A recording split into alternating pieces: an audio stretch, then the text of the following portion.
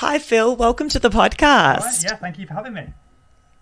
So thrilled to have you on. We've actually got quite a juicy topic today for you. For those listening, Phil Walker is a counsellor, a coach, a family therapist. He's been practicing since 2008 and actually has his own business, New Beginnings Therapy. Very qualified, I think, to give us a little bit of insight in on this particular topic. What I'll do firstly is let's play the confession that we received from this caller. Hi, Leonie. Thanks for having me on. My confession is this. My husband has been invited to a 40th birthday party, guys only, and I know there will be topless bikini model ladies that have been hired to be at the party. Apparently, I'm the only wife that would be against this, according to him. Do others feel unnerved by events like this? How can I tell a grown man that I don't want him to go?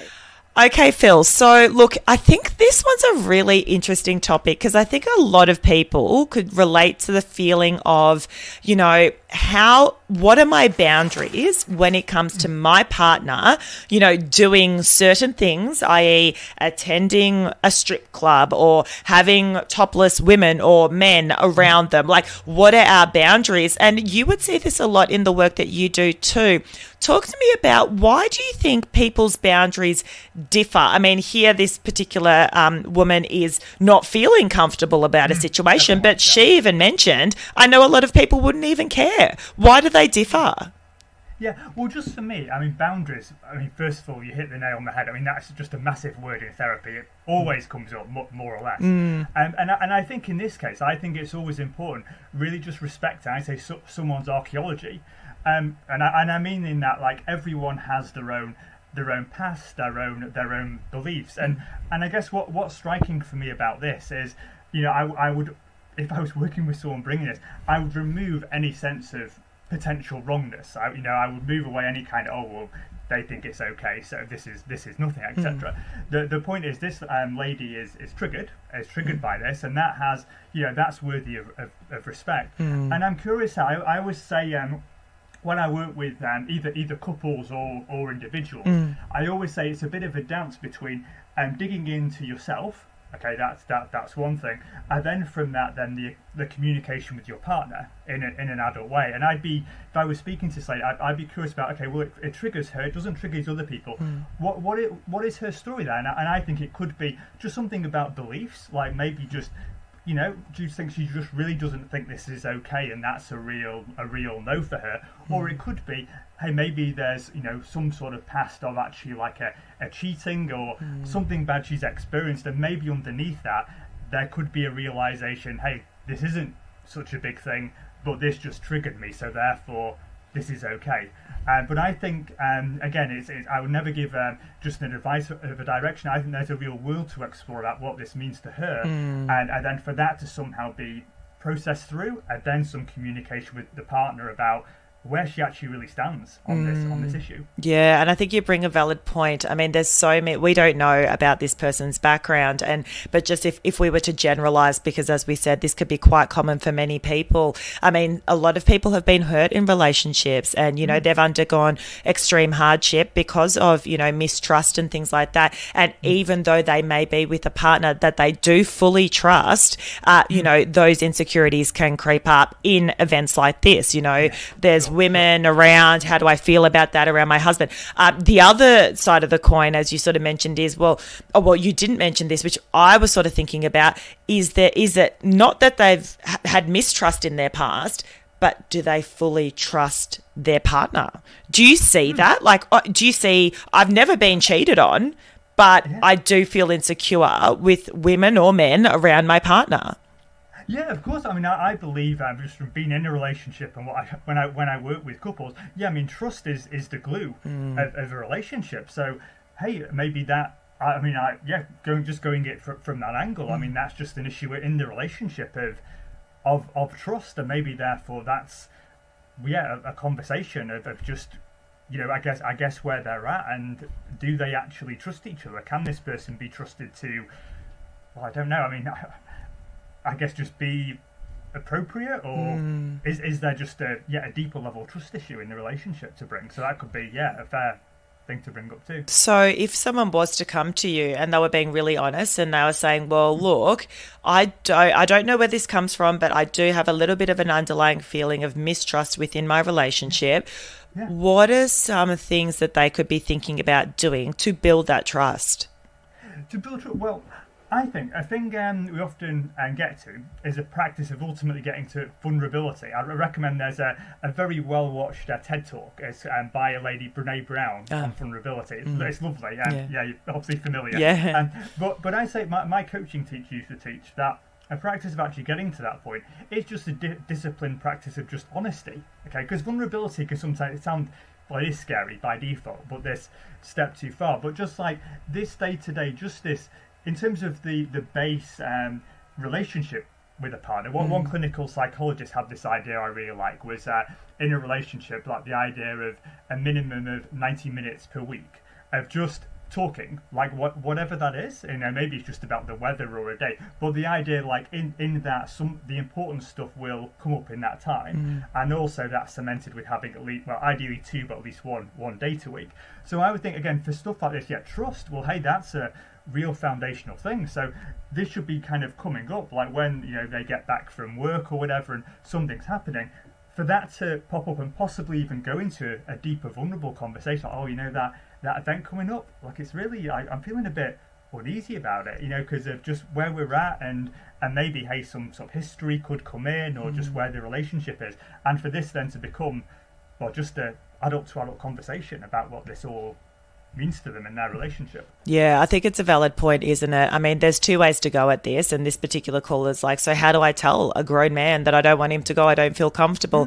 I think perhaps, a way to think about it is, as you said, opening up a conversation with your partner and saying, look, this is coming up. I do feel a little insecure, and these are the reasons why, because I was cheated on in the past, or because of this or that. It just doesn't, or because that one time when I felt jealous and I saw, you at a bar talking to a girl, and I know it was innocent, but it triggered my insecurities. And so since then, I've felt really vulnerable to similar situations that could crop up in the future. So really kind of explaining, rather than, because no adult wants to be told you can't do X, Y, Z. We're all our own people. But as you said, like coming at it at that more vulnerable lens, so that you're explaining to the other person where you're coming from, and perhaps you'll get more compassion from that other person in their response.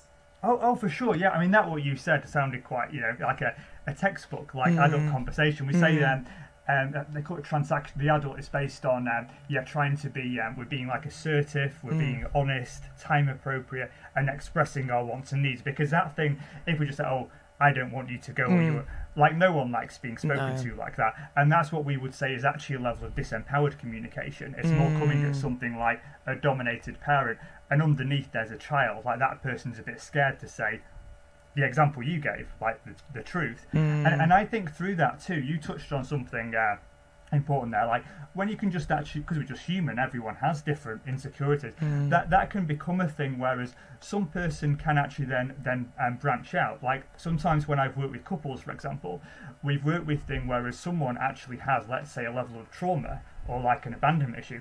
We know it's not something, I've worked with couples really in love, but one of them's got this, and they know that the other person isn't meaning to do this, they want to be super supportive, and that's a thing whereas we would like tweak something. Like I did it in a communication, whereas we had an agreement, like when a couple had an argument, the person would say, look, I do really love you, and I don't want to leave you, it's just this and this is going on. And maybe in this kind of thing, it could be like, maybe, I guess the way you were speaking there, maybe knowing at the deepest level, this isn't really a thing, but there's been some passive thing, this is actually just making me feel like a bit insecure, and so I acknowledge I'm like edgy, and then the person can be in a space of, well, I guess it would be their conversation about what comes up for them, but it could be then a compromise of, okay, well, all right, I just won't go if it's going to really upset you, and it's not such a big thing, so I understand why you're triggered, and yeah, we can get that some sort of investment compromise. Well, that's the thing. And I think compromise is a big, this is a big part of it, because I mean, a lot of people would be like, well, I'm sorry, mate, this is my best mate's birthday or whatever. And if he wants to celebrate the way he wants to celebrate it, then I'm going to not go. And I think perhaps, if we're thinking about the compromise, like, could it be things like, oh, well, would it be helpful if I checked in, every kind of couple of hours, sent a text, gave you a little bit of an update. Hey, going well. We're just, we're off, we've come off the boat and we're going to so-and-so's house for a bit of an after party. Can't wait. Should be, and then a few hours like, yep, at so-and-so's house, like having a great time. And so that person at home isn't feeling like, oh, I've been completely missed and who knows what my partner's doing. I find as well in my relationship that contact when my partner is out really makes a big difference for me. Not that there's any, I guess I'm pretty fortunate. I don't have a huge level of insecurity in my relationship when it comes to this sort of stuff. But certainly I get jealous that, my partner gets to go out and have a drink with his friends and I'm staying home with the kiddos. And so it's nice to feel like you're not alone. And those check-ins, I think, can help. I mean, do you see this in the work that you do and anything else that you might be able to recommend? Oh, yeah. Well, I think that, just a check-in, that could be the place to get to. And we always talk about there's this idea of building relationships like that are like an H, and I always think there's like, well, if there's two adults on each side, again, it's a bit idealistic, but we play with this idea, where you're being assertive, you're being honest, time appropriate, and I think that bridge, it's about things. I always think it's made of trust and empathy, and this, like, maybe in something like this, that's a little bit of volatility there. Maybe this compromise of extra a check-in, maybe. There was an idea, and one of my coaching teachers, Annie Lala, she had this idea as well. She almost did a bit of a word switch on the compromise idea, because that we do commonly say that, and she said in relationships, think of it like their investments. You do so in something like this, we could say, okay, maybe this guy is just a single dude. He's obviously he's just going to go to this and not really care, because it's just his mates. Of course he goes. But this then, if it's something hypothetically it's upsetting his partner, there could be a thing. Well, yeah, obviously if he's single, he'd just do his own thing. But here he's witnessing his partner's distress, and he knows that if he was single, he'd do something different. But in this, there's a thing. Doing this thing like the reaching out. That's his investment, because he sees in the relationship, like, well, look at where they're heading. They want to maybe have children. They want to get this house and do these things. So doing those things is like, for him, it's like making him and his partner he becomes more than just the individual. They become more than some of their parts, so to speak. And she said that's the idea of moving towards just like a true love type of relationship. We're not just selling ourselves out. That's the flip side, like being codependent and we just do what someone else wants. But we're seeing like an investment because we're growing something. Absolutely. And I wonder, like, your thoughts, because so a call-in like this, I feel would potentially be a little bit more common for the females, whether or not you're in a same-sex marriage or, have a husband or whatever the dynamic of your relationship looks like. From what I can tell, females having a little bit more, I'm generalizing here, but potentially more would take issue a little bit more to hubby going to a topless waiter event or a strip club or something like that versus male. Like I just, and I wonder, what, like, it is a bit different. Like, I mean, I was in Vegas. I went to like this kind of Magic Mike style, event, and that was fun. But like, I remember my boyfriend at the time, who's now my husband, was like, "Oh, that's cute. Off you go. Watch the Magic Mike boys do their thing."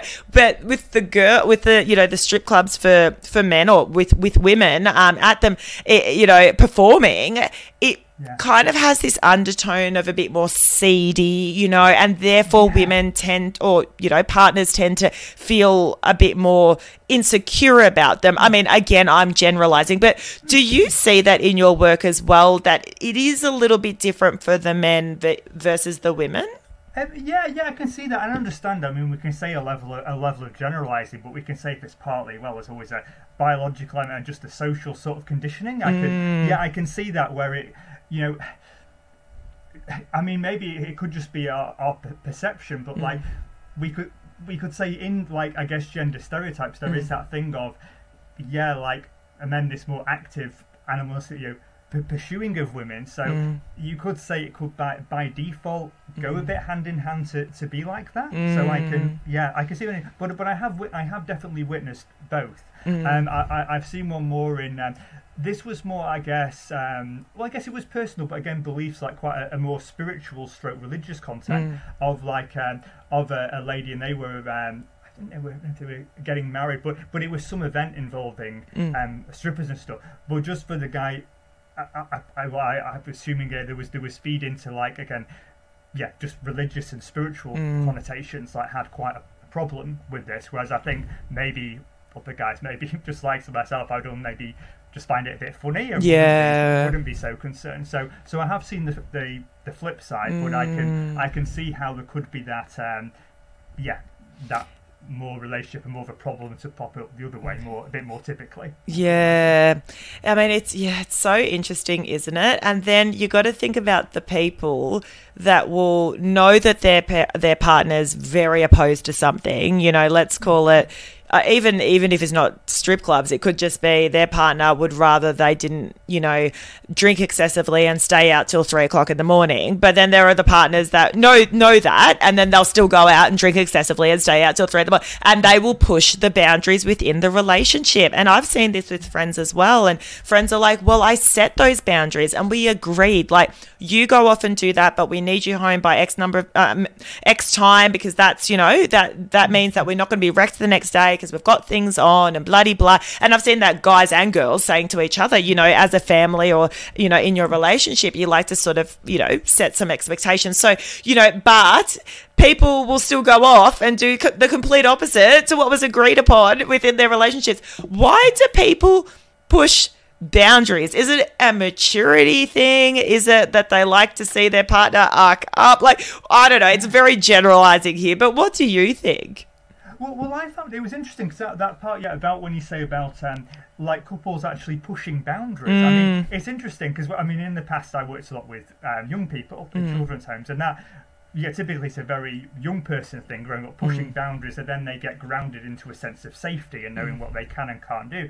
But I feel in a relationship context, I would feel, well, the idea, like, to me, the idea of pushing boundaries, it is a bit of coming from a level of a disempowered communication. And hey, maybe I'm missing something. I'm not sure, but I feel this sort of dialogue of, okay, let's say it's someone going to the pub, and one of them said, oh well, I'd really rather you didn't go, and there's an agreement. Well, either that's the end or it's not. And if it isn't the end, then where's the pushback? Well, I do like having a couple. I don't want to just come back at 11 o'clock every day. Like, sometimes I do really like to meet my friend, whoever, and so I'm not happy with this. So I feel there's a thing lacking there if we say like that.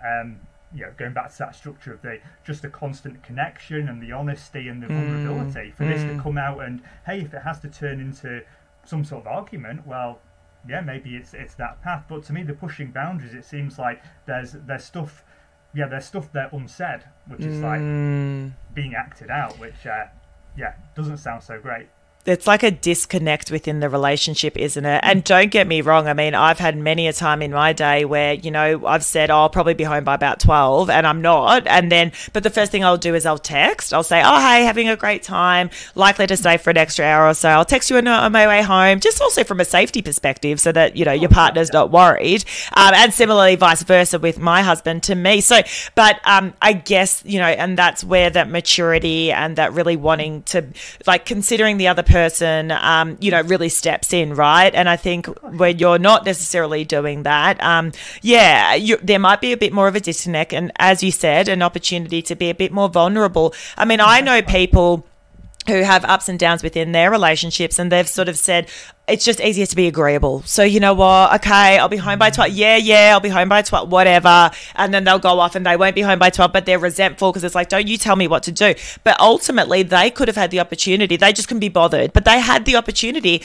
to also voice their opinion and be vulnerable in that moment. And some people choose not to be for whatever reason, hence disconnect. I don't know. Do you see that too? Oh, definitely. I mean, what you said there was just clicking a lot of different boxes that typically come up in individual and couples discussion. I mean, you're saying there's someone just choosing to be agreeable. So it's like, well, there we could say someone's going a bit into child. You're avoiding the honest conversation that you're not happy with the discussion and the boundary set. It's almost like you're letting the other person temporarily be almost parent and you going into child. Yes. You're being like role play, but then you're acting out anyway. So it's that annoyance. So then you're being kind of disrespectful back. So we would say it's that flip. They're going into trial, but then they're flipping that with then being disrespectful because they're staying out when this was the actual agreement. So I think that's just a sad disconnect. And I think I mean, it seems to me in that case you said, I mean, it's I mean, maybe this person who wants to go out and have a few extra drinks or whatever, I mean, maybe they don't like the way they were being spoken to or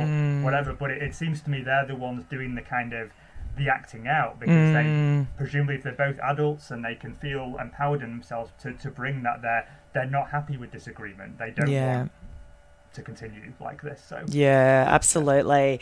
If we come full circle on this particular caller, because it is a really hard one. I mean, do I tell my partner, that I'm unnerved about this particular event that's coming up and that I don't want him to go? So, I mean, if we're trying to sort of come full circle on this sort of example, I mean, what I'm hearing is communication is the best thing, coming at it from the vulnerable angle, coming at it as to why you feel insecure, waiting to see what that response looks like.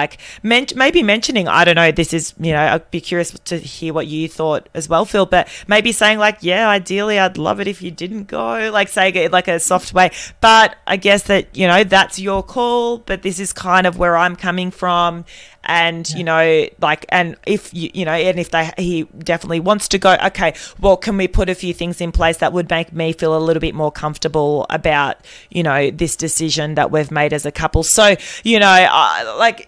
is that the approach that you would be going with, Phil? Yeah, it is vulnerable. And look, as I hear this, and I don't want to seem like a kind of, copping out of the question, but I can tell the lady with total respect is coming at you from an advice stamp, which is totally fine and to be respected, but I think the answer will come from her, and like we said about just this open, the honest communication, that exploration like within herself about why it's so triggering, and then it's going to be a dance between that and the communication with a partner. And what I'd emphasize is on both their parts. I think everyone has their nose, and look, that's got to come out somewhere. Right now with this lady, we don't know exactly, well, is it something just purely about this? Is it something about a trust or about certain beliefs? We're not social, but everyone can ultimately come to a sense of their nose, which is really, really important. And also, I work a lot with just the word integrity, like the idea of wholeness.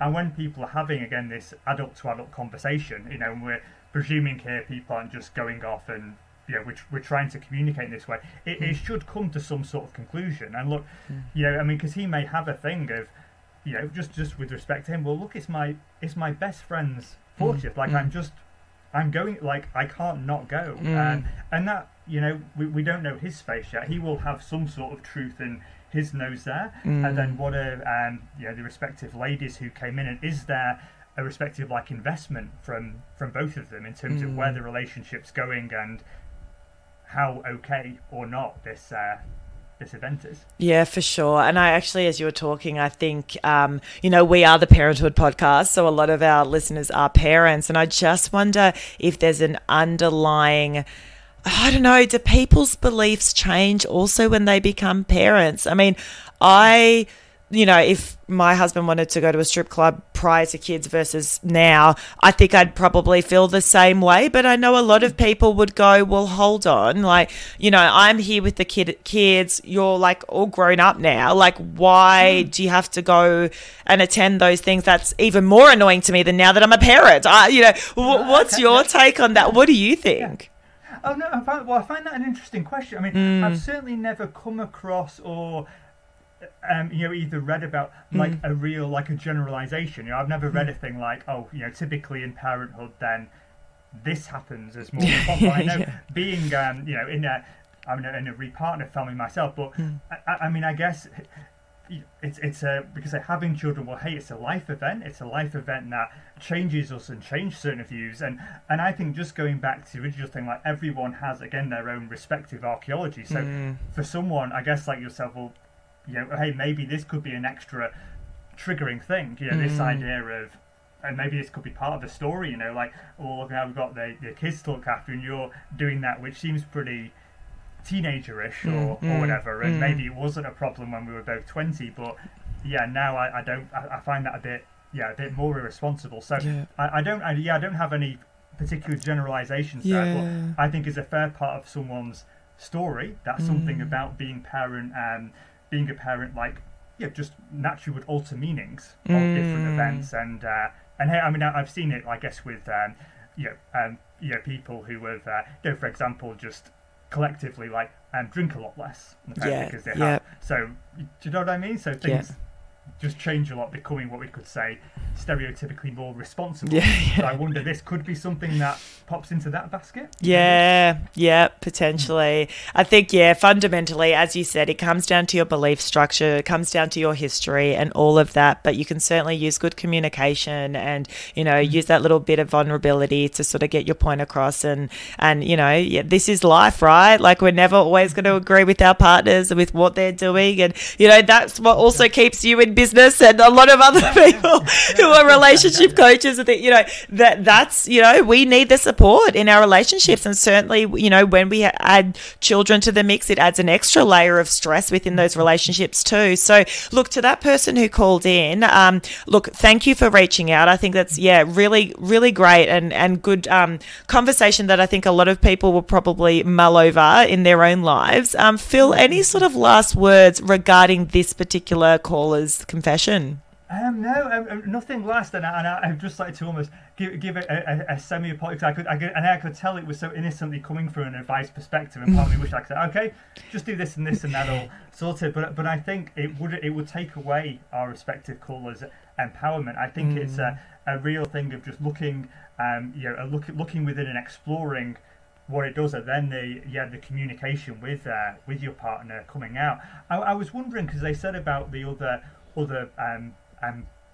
friends of like the guys' respective partners. I did wonder if there could be the sense of this just exploration there in terms of not just having, I mean, obviously we'll have to have a counselling session to discuss or through or something, but just for that sort of sharing of, oh, this is a real problem to me. I heard you don't really have a problem with it. What do you know what I mean? And just that pulling over vulnerable sort of stories of like, I trust my guy. I don't think it's anything really, and just for something to maybe emerge from that space. I think that's such a good one, isn't it? Just speaking to friends who might be in similar positions and getting their point of view, and that could change how you feel. The other thing is, if you are feeling a disconnect, certainly reach out to the experts like yourself and others who are there to support us, because there's absolutely no shame in getting extra support. I certainly have definitely tapped into that extra support just throughout my life from time to time. It's always good to sort of use the resources that are around us.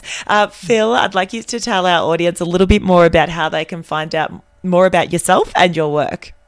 Oh yeah, well, just to contact me, my website's the best hub, so to speak. So that's just newbeginningstherapy.co.nz. So that's my main site. So then there it goes to my Instagram link and LinkedIn and Facebook business. And I just do counselling, and I'm a qualified counsellor and coach now. So counselling is very looking to the historical, the distress and pain of the past, and coaching's about trying to move to the next level. So I see people all on Zoom now for individual sessions. I do packages of 5 or 10, and so just good to really work on something, either some inner distress or just try and move to the next phase of life. So I love that. Reach out. I will pop those details in the episode notes. Thank you so much again, Phil, for your time.